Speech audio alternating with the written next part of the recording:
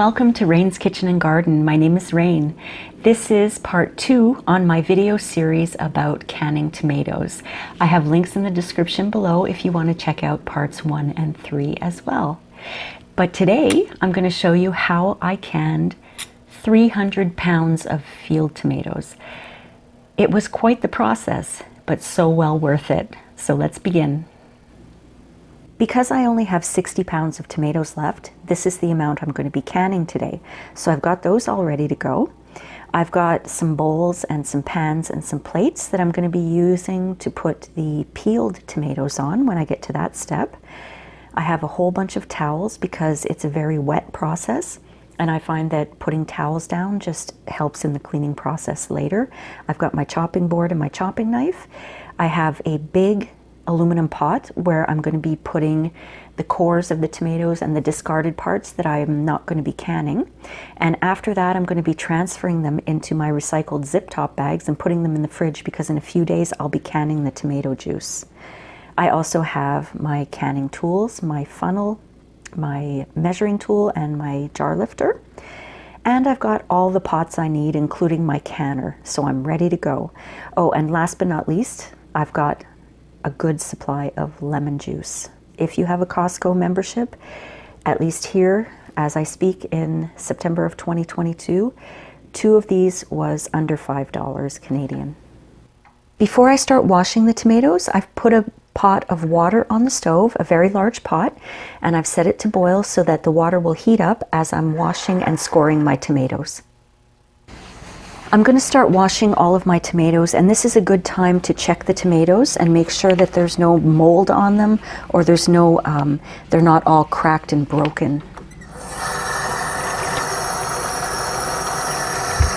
The next step is to score your tomatoes. I have this, just a regular steak knife, but you use a sharp knife, and you want to score an X across the bottom of the tomato. I'm going to do that with all of my tomatoes, and I've got probably around 600 tomatoes in total. That's 300 pounds. Today I'm just finishing off, but look at the size of this one. Isn't that huge? That's a huge tomato. I got lucky this year and I found a local farm, not a tomato farm because they do grow and sell other produce, but they mainly grow tomatoes. I got a great price. And I met the owner and she was more than happy to sell me 300 pounds. And now that is going to be my forever tomato source. So it's a great idea to go around and look at local farms, ask around at markets, even ask at the supermarket maybe where they get their tomatoes. If you do your research, you'll be able to score some really nice tomatoes for a very good price.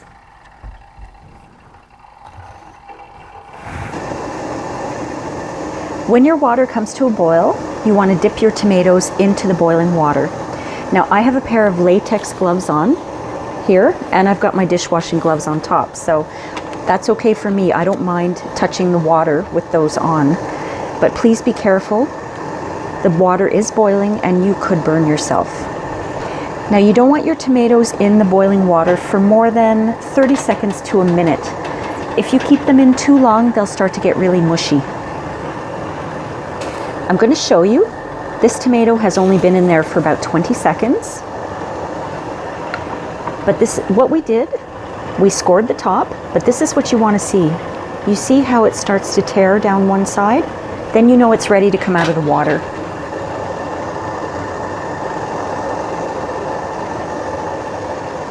Same thing with this one. It's starting to tear down one side.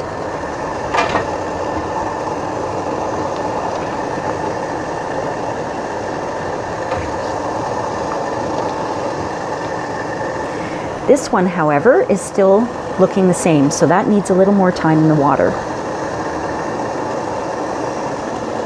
But this one too, tearing down the side so it's ready to come out. And we're going to do this with all of our tomatoes. Before I start peeling my tomatoes, I've prepared my canner. I've filled it with water up to just under the top ring here, and I'm going to put that on medium-high heat so that it starts to heat up, and I'll be ready for canning when I'm finished peeling and chopping my tomatoes. So now it's time to start peeling all of the tomatoes, and this is where all of my pans and bowls are going to come in handy because I'm going to peel them all at the same time. I have one bowl here where I'm going to catch all the skins, and then I'm going to put the peeled tomatoes in every other container that I have. So as you can see here, it comes off very easily. The peels come off very, very easily.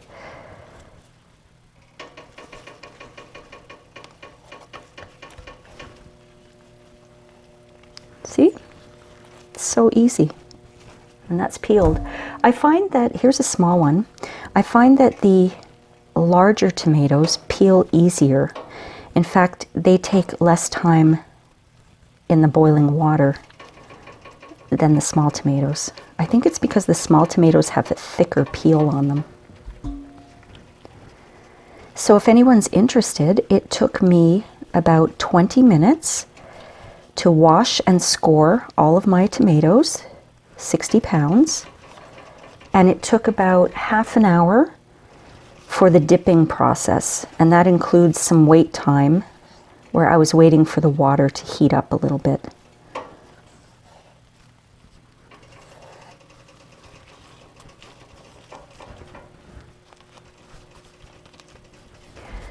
All of these peels are going to be tossed into my compost pile, what I call my compost pile. I don't have an official one where, you know, I take care of it for gardening purposes, but in my woods I have a pile where I toss all of the discarded fruits and vegetables and skins and things like that. So I figure everyone can enjoy it out there, all the critters, or the earth can enjoy it as it composts. I try not to waste anything. And you'll notice here, there's a little bit of a, I don't know what you call that, a hard part, a little scar, that you may have to dig out a little bit. There we go. You could always wait until you're chopping it up and then cut it out, but I like to try to dig it out if possible.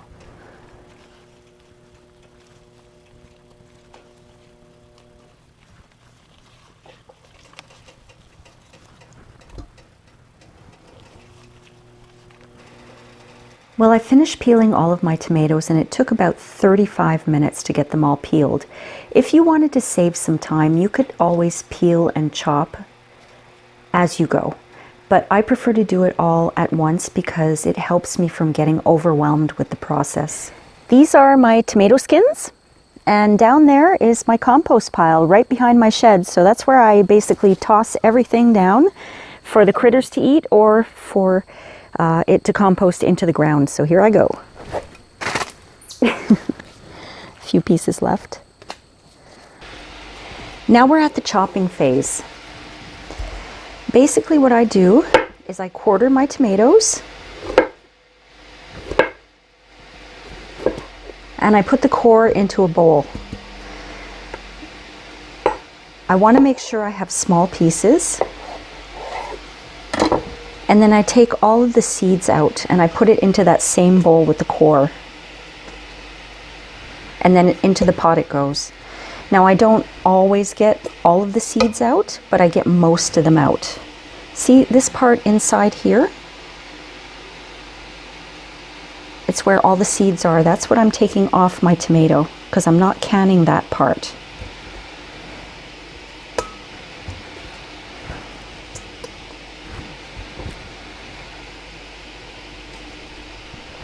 Okay, so I just want to show you what I'm discarding, the core and the seeds and the inside part here. And everything that goes into this bowl is going to be juiced for tomato juice. And I'm going to be canning that in a few days.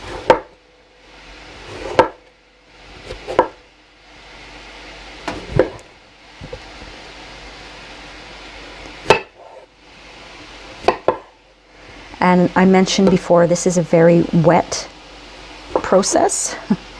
So be careful with your knife because it can get quite slippy and you don't want to cut yourself.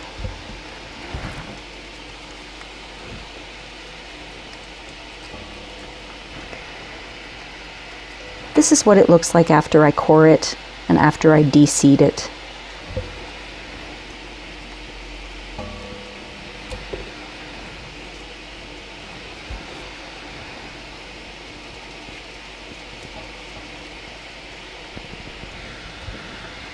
for the big tomatoes, I have to cut them quite a bit so that they'll be small enough to fit into the jars. Because this piece here won't fit into my pint jar, so I have to cut that. And it's easier, if you have big pieces, it's easier to cut them when you put the cut side down. They don't move around as much. For me, this is the longest process. The longest part of the process is chopping the tomatoes. When I have both of my pots filled up, then I start the canning process. I don't chop all of my tomatoes all at once. I start canning my first 8 jars, and then while the 8 jars are processing, I continue chopping, and usually by the end of the second processing, when I have 16 jars done, all of my tomatoes are chopped up and ready to go. I just put them in the same containers that I use to put the peeled tomatoes over here.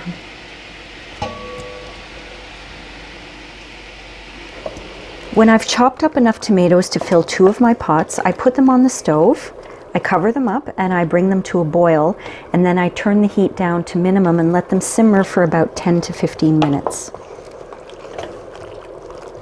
All of the pieces that I discarded here are going into my recycled zip top bags, and they're going to go into the fridge for a couple of days because everything in here is going to go through the juicer, and I'm going to make and can tomato juice.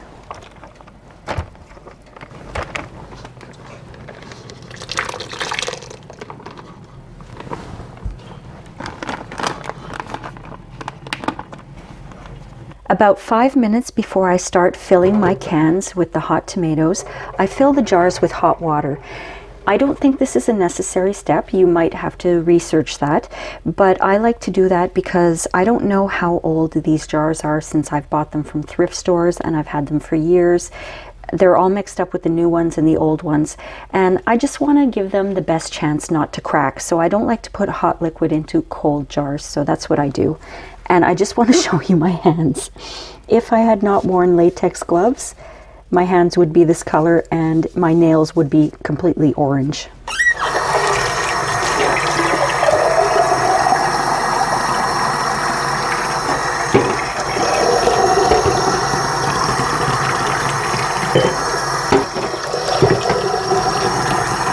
Now we're ready to can our tomatoes. The first thing we have to do is put 1 tablespoon of lemon juice into each mason jar.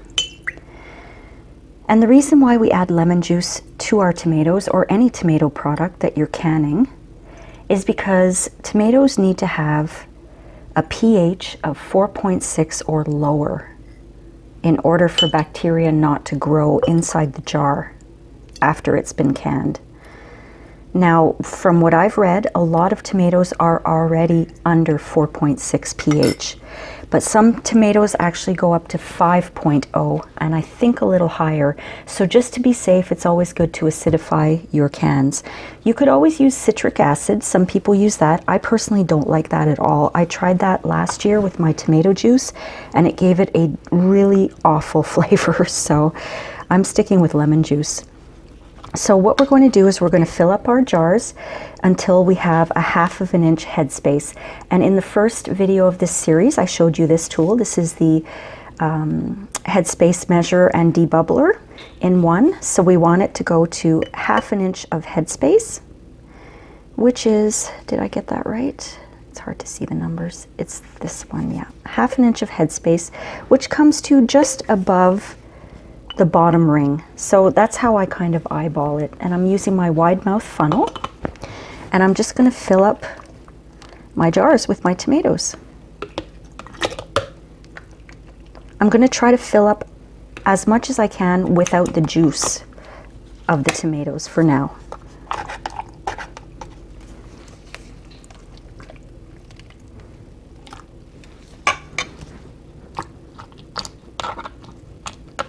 And sometimes it's a little much.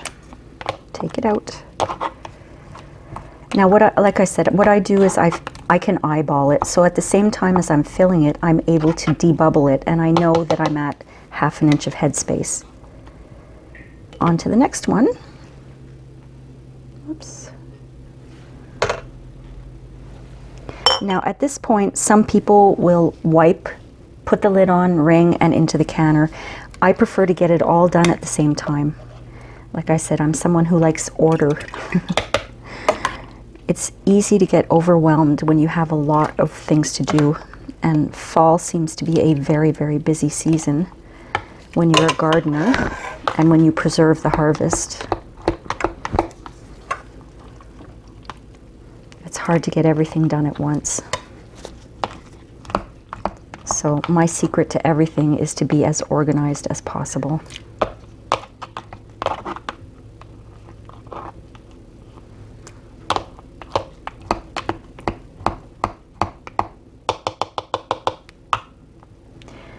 And I can always check if I'm not sure I got it right. That looks good to me. So I'm just going to do this with all of the jars. Let me move these out of the way for now.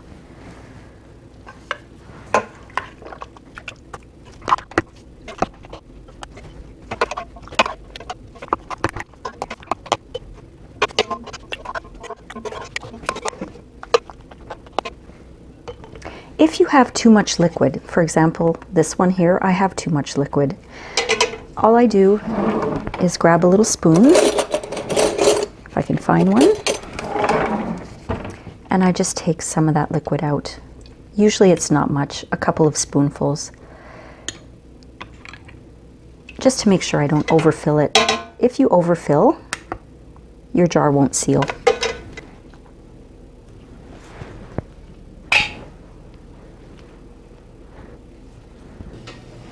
The next step is that you have to wipe the top of your jar. I take a clean paper towel and I go over the whole jar. And then I go over it a second time.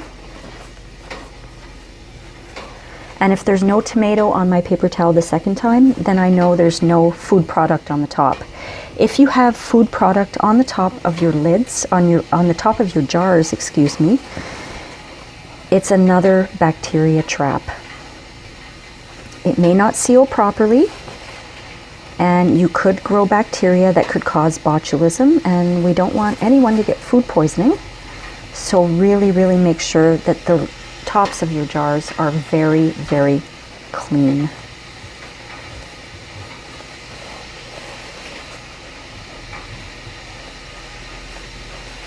See, I wiped it twice and there's still a little piece of tomato there. Had I not gone over it again,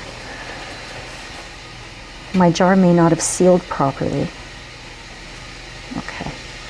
At this point, the jars are quite hot, so I'm keeping my latex gloves on, but I'm going to put my dish gloves on so I don't burn my hand.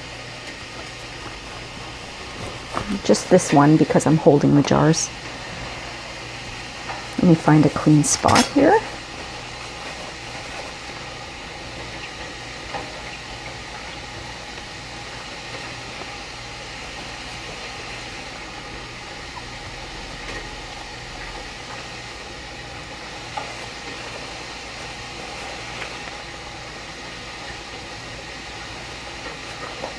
Okay, we're good.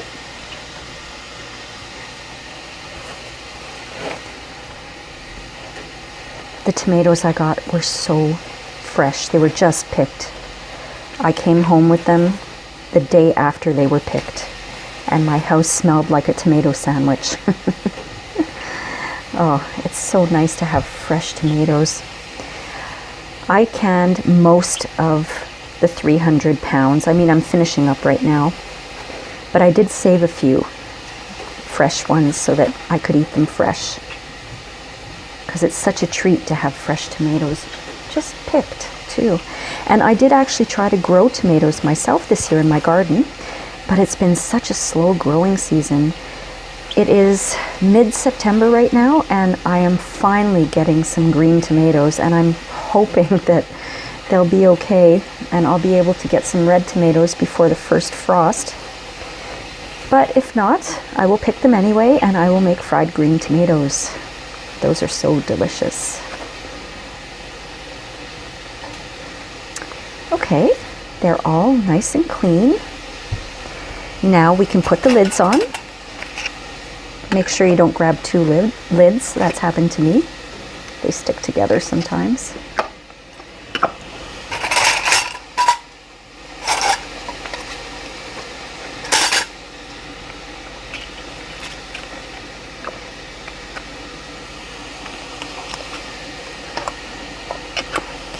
I'm missing one. Oops, there it is. And the rings. Now what you want to do is put the rings on,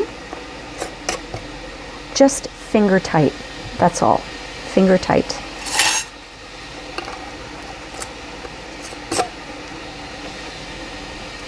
In fact, the rings are only useful during the processing time in the canner. They keep the lids on so that they seal. But once you're finished canning them and you take them out of your canner, you don't need the rings. A lot of people just take them off. I loosen them because I like to stack my mason jars, and you're not supposed to stack them on top of each other because you could break the seal. But if the lid is a little loose, it'll sit on top of the, not the lid, if the ring is a little loose, it'll sit on top of the ring instead of on top of the lid, and you're not going to break your seal. I usually put a piece of cardboard in between stacks of them too, just as extra security that nothing sits on top of those lids.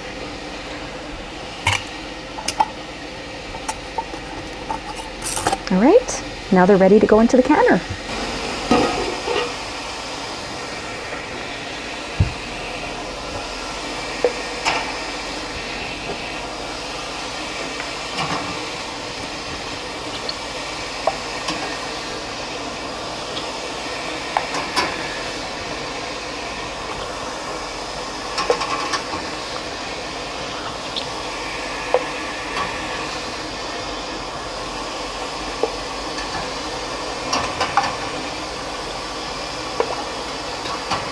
My water bath canner only holds 8 pints. When I bought this, it said in the instructions that it also holds 8 quarts or 8 liters. For me, that's not so, because you need to have at least 1 inch of water above the top of your jars while they're processing. And when I put my quarts or liter jars in here, I don't get that 1 inch, or it comes right up to the edge here and there's water splashing everywhere. So I'm not sure why they didn't make the pot bigger, but that's the way it is. We can only do pints and smaller. And you may have noticed that I put these in with my gloved hand. I'm comfortable with the heat, but that's why we've got the jar lifter if that's what you want to use. I explain all about that in the first video of this series. So now I'm going to carefully lower the rack into the canner.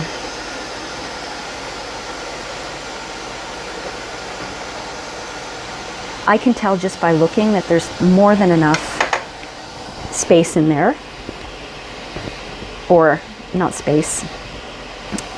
There's more than enough water above the jars, but what you can do is you can take your measuring tool. The last notch is 1 inch, and it goes well above the 1 inch mark. So we're okay, we have plenty of water in there. Now I'm just gonna cover it up. As soon as I get to a rolling boil, I'm gonna set my timer for 40 minutes.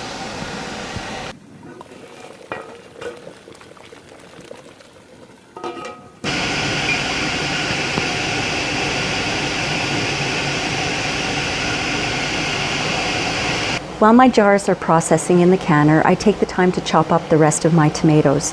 And I keep an eye on the timer as well. When there's 10 minutes left on the processing time, then I fill up my pots, I put them on the stove, bring them to a boil and let them simmer for 10 minutes, and prepare my jars for the next batch.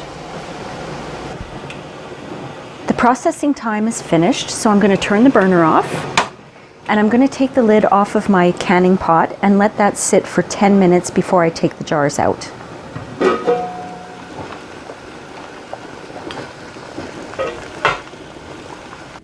After the 10-minute resting time, it's okay to lift up your rack very gently.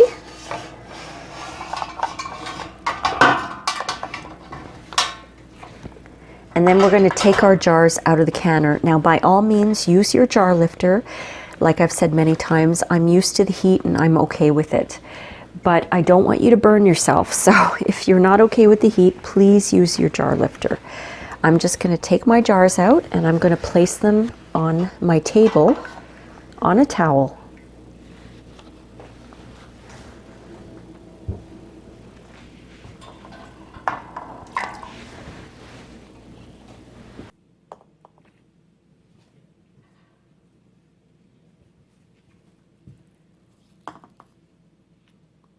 I have the air conditioning on today, so I'm actually going to cover my jars with a towel just to make sure they don't get any cold air on them. I want to give them the best chance so that they don't crack.